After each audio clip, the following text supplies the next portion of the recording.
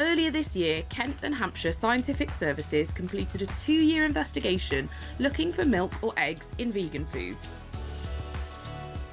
Mark Rolfe and his team tested dozens of products available in most supermarkets.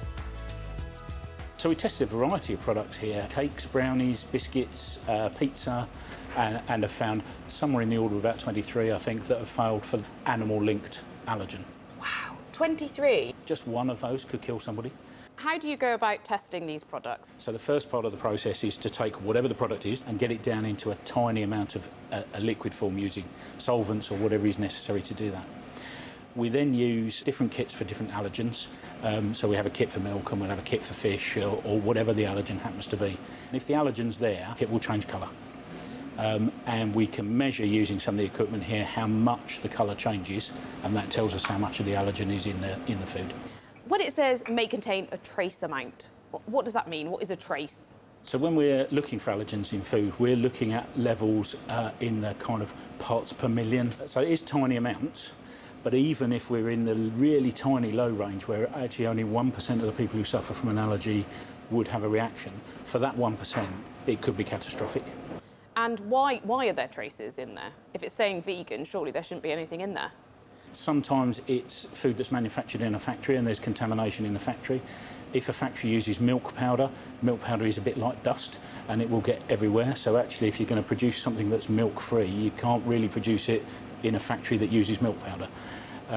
Sometimes it's in error. Somebody makes a mistake, not deliberately, but by not applying the right sort of cleanliness and hygiene standards.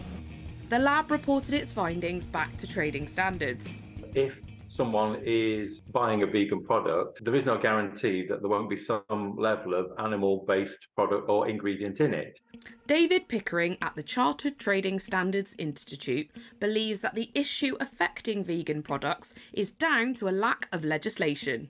Well, at the moment, there is no legal definition of vegan. So what that means is that if we do have a problem and we do try to take that to court or to issue the business with a notice, then they could quite easily argue that actually there is no legal definition. So from our point of view, it is difficult to enforce because of that uncertainty.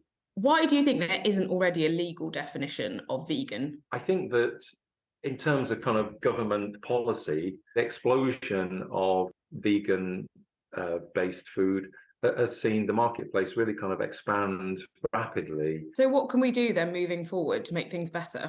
Well, what we'd really like to see is the government look at the possibility of having a proper legal definition of what vegan means, because I think from a consumer point of view, that will then make it easier for consumers to feel that perhaps they are better protected. Most people do think that if the product is labelled vegan, then there's a reasonable expectation that there won't be any animal-based product in it.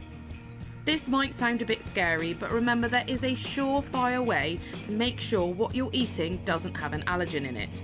If the product definitely says free from milk or dairy, then it really will be. Just don't assume the same simply because it says vegan. I always assumed that the word vegan on a food item meant that it was completely free of all animal products. So if you've chosen to, or for medical reasons have to, ditch these from your diet, it can be hugely distressing to hear otherwise. But when it comes to allergies, the consequences of confusing labelling could be life-threatening.